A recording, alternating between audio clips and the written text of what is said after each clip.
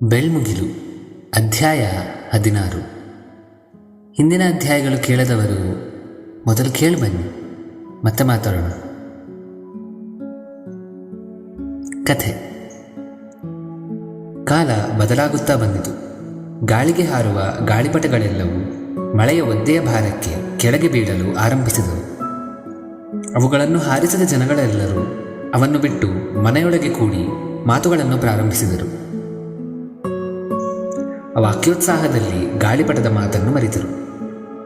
ಎಷ್ಟೇ ಮರೆತರೂ ಹೊತ್ತಿಗೆ ಒಮ್ಮೆ ನೆನೆಸಿಕೊಳ್ಳುವ ತಾಯಿ ಹಠ ಬಿಡುವ ಹಾಗೆ ಕಂಡಲಿಲ್ಲ. ವಾರಕ್ಕೆ 3 ಮಿಸ್ಡ್ ಕಾಲ್ಸ್ ಮಿಸ್ ಆಗದೇ ಇರುತ್ತಿತ್ತು ಕಲ್ಪನಾ ಫೋನಲ್ಲಿ. 7 ಗುಡ್ ಮಾರ್ನಿಂಗ್ ಮೆಸೇಜಸ್ ಬಂದೇ ಬರುತ್ತಿತ್ತು ಮುಂಜಾನೆ 6:30. 4 ಗುಡ್ ನೈಟ್ ಮೆಸೇಜಸ್ ಬರುತ್ತಿತ್ತು ಈಕೆ ಮಲಗಿದ್ದ ಅರ್ಧ ತಾಸಿನ ನಂತರ. ಒಂದು ಹೆಣ್ಣು ಕೋರಿಕೊಳ್ಳುವ ಅಟೆನ್ಷನ್ ಎಲ್ಲ ಅವಳ ತಾಯಿ ನೀಡುತ್ತಿದ್ದಳು. ಆದರೆ ಅದಕ್ಕೆ ಸೂಕ್ತ ಉತ್ತರ ಆ ಹೆಣ್ಣಿನ ಕಡೆಯಿಂದ ಹೋಗುತ್ತಿರಲಿಲ್ಲ. ಹೀಗೆಯೇ ಶುಭೋದಯದ ಉತ್ತರ ನೀಡದ ಒಂದು ಚತುರ್ದಶಿಯ ದಿನ ಕಲ್ಪನಾ ಅಡಿಗೆಯಲ್ಲಿ ಲೀನವಾಗಿದ್ದಳು. ಕೇಸರಿ ಬಾತ್ ರುಚಿಯನ್ನು ನೋಡಲು ಸ್ಪೂನಲ್ಲಿ ಆರಿಸಿದ ಸ್ವಲ್ಪ ಬಾತನ್ನು ಬಾಯಿಗೆ ಹಿಡಿಸಿದಳು. ಪರೀಕ್ಷಿಸಿ ಮುಖ ಬೆರಗಿಸಿಕೊಂಡು ಮರುಯೋಚನೆಯಲ್ಲಿ ಇನ್ನೂ ಸ್ವಲ್ಪ ಸಕ್ಕರೆಯನ್ನು ಹಾಕುತ್ತಿದ್ದಳು. ಹೋದ ಸಲ ಶ್ರವಣ್ ಅದನ್ನು ನೆಕ್ಕಿಕೊಂಡು ತಿಂದ ಸನ್ನಿವೇಶ ನೆನಪಾಯಿತು ಅವಳಿಗೆ. ಅಷ್ಟರಲ್ಲಿ ಅವಳ ಫೋನ್ ಕಿರುಚಿತು. ಹಾಲ್ಗೆ ಓಡಿ ಹೋಗಿ ಫೋನ್ ಎತ್ತಿ ನೋಡಿದಳು.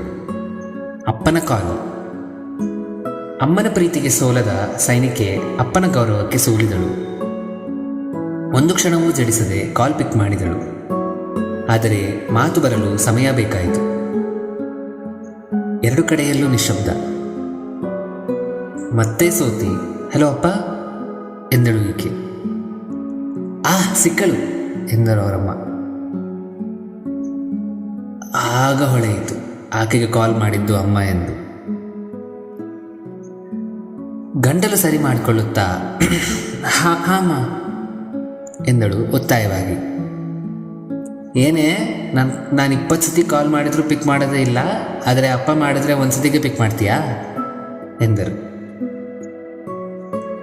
ಇದು ಯಾವ ಬೇತಾಳನ ರಾಮಾಯಣ ಎಂದುಕೊಳ್ಳುತ್ತಾ ತಲೆ ಚಚ್ಚಿಕೊಂಡಳು ಆಕೆ. ತಲೆ ಚಚ್ಕೋಬೇಡ, ಏಟಾಗತ್ತೆ ಎಂದರು ಅವರಮ್ಮ ಪ್ರತ್ಯಕ್ಷವಾಗಿ ಕಂಡ ಹಾಗೆ.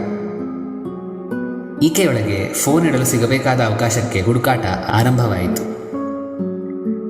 ಹಾಗೇನಿಲ್ಲ ಅಮ್ಮ. ಮತ್ತೇನೆ, ಎಷ್ಟೊಂದು ಸತಿ ಮಾಡೋದು ನಿಂಗೆ, ಎತ್ತುದೇ ಇಲ್ಲ ಅಂತೀಯಲ್ಲ. ಕಲ್ಪನಾಳಿಗೆ ಏನನ್ನೂ ಹೇಳಲು ತೋಚಲಿಲ್ಲ. ಅವಳ ಮುಖದಲ್ಲಿ ಭಾವ ಕ್ಷಣಕ್ಕೆ ಒಂದು ಬದಲಾಗುತ್ತಿತ್ತು. ಮೌನಭೇದ ಮಾಡಿ, ಕಲ್ಪನಾ, ನಿಮ್ಮಣ್ಣ ಅವನ ಮಗನಿಗೆ ನಾಮಕರಣ ಇಟ್ಕೊಂಡಿದ್ದಾನೆ. ಖಂಡಿತ ನಿನ್ನನ್ನು ಕರೀತಾನೆ. ಮುಂಚೆನೇ ಹೇಳ್ತಿದ್ದೀನಿ, ಅವನು ಕರೆದಾಗ ಬರಲ್ಲ ಅನ್ಬೇಡ. ಬರ್ತೀಯೋ ಇಲ್ವೋ ನಿನ್ನಿಷ್ಟ, ಆದರೆ ಆ ವಿಷಯ ಅವನ ಮುಂದೆ ಹೇಳಬೇಡ. ನಾನು ಹೇಳೋದು ಕೇಳಿಸ್ತಿದ್ಯಾ ಎಂದರು ಅವರಮ್ಮ. ತಿರುಗಿ ಬಂದ ಮೌನವನ್ನು ಕಂಡು ಓಯ್ ಎಂದರು ಮತ್ತೆ.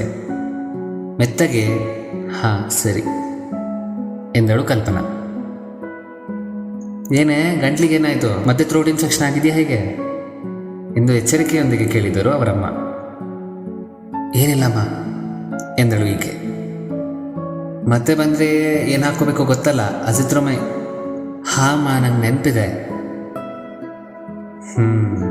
ದೊಡ್ಡವಳಾಗಿದ್ಯಾ, ನಿನ್ನ ಕೆಲಸ ನೀನೇ ಮಾಡ್ಕೊಳ್ಳೋ ಅಷ್ಟು. ಚಿಕ್ಕವಳಿದ್ದಾಗ ಅದೇ ಗಂಟ್ಲಲ್ಲಿ ಹಾಡು ಹಾಡಿದ ನೆನಪಿದ್ಯಾ? ನೀನು ಕಿರ್ಚಿದ್ರೂ ಅಷ್ಟು ಇರಿಟೇಟ್ ಆಗ್ತಿರ್ಲಿಲ್ಲ. ಅವರಮ್ಮ ಆಕೆಯಿಂದ ಬರುವ ನಿಶ್ವಾಸದ ಸದ್ದು ಕಂಡು ಆಕೆ ನಕ್ಕಳೆಂದು ಭಾವಿಸಿದಳು. ಏನೇ, ನಕ್ಯಾ ಎಂದು ಉತ್ಸಾಹದಲ್ಲಿ ಕೇಳಿದರು. ಕಲ್ಪನಾ ಉತ್ತರ ನೀಡಲಿಲ್ಲ. 2 ನಿಮಿಷ ಅವರಿಬ್ಬರ ನಡುವೆ ಒಂದು ಮೌನ ಹೋರಾಟವೇ ನಡೆಯಿತು. ಕಲ್ಪನಾಳಿಗೆ ಅವರಮ್ಮ ಬಿಡುವ ಉಸಿರಿನಲ್ಲಿ ಅಳುತ್ತಿರುವ ಸೂಚನೆಗಳು ಕಾಣಿತು. ಸಮಾಧಾನಿಸಲು ಪ್ರಯತ್ನ ಮಾಡಲು ಒಗ್ಗಲಿಲ್ಲ ಆಕೆ.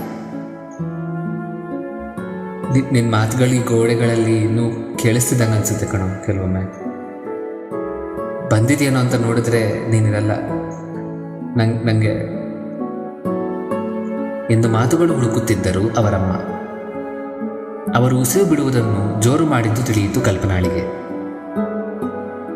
ದುಃಖ ಹೆಚ್ಚಾಗುತ್ತಿರುವುದನ್ನು ಗಮನಿಸಿದಳು ಆಕೆ. ಆ ದುಃಖ ಅವಳನ್ನು ತಾಕುವಷ್ಟರಲ್ಲಿ, ಅಮ್ಮ ನಿಂಗೆ ನಾನು ಆಮೇಲೆ ಕಾಲ್ ಮಾಡ್ತೀನಿ ಎಂದು ಫೋನ್ ಇಟ್ಟಳು ಆಕೆ. ನೇರವಾಗಿ ಅಡಿಗೆ ಮನೆಗೆ ಹೋಗಿ ಸ್ಟವ್ ಅನ್ನು ಆಫ್ ಮಾಡಿದಳು. ಕೇಸರಿ ಬಾತನ್ನು ಬೆರೆಸಿ ನೋಡಿದಳು. ಕಪ್ಪು ಬಣ್ಣ ಎಲ್ಲೂ ಕಾಣದೇ ಇರುವುದು ಕಂಡು ಸಮಾಧಾನಿಸಿಕೊಂಡಳು. ದೂರದಿಂದ ಶ್ರವಣ್ಣ ಬಸ್ ನಿಂತಿದ್ದು ಕೇಳಿಸಿತು. ಆಚೆ ಹೋಗಿ ನೋಡಿದಳು. ಶ್ರವಣ್ ಮೆಲ್ಲಗೆ ಬಸ್ ಇಳಿಯುತ್ತಿದ್ದ. ಆತನಿಗೆ ಕೊಟ್ಟ ಮಂಕಿ ಕ್ಯಾಪ್ ಹಾಕಿಕೊಂಡಿದ್ದ. ಕೆಳಗೆ ಇಳಿದು ಹಿಂದಿರುಗಿ ಆತನ ಫ್ರೆಂಡ್ಸ್ಗೆ ಬಾಯ್ ಹೇಳುತ್ತಾ ಮನೆಯ ಕಡೆ ನಡೆದನು.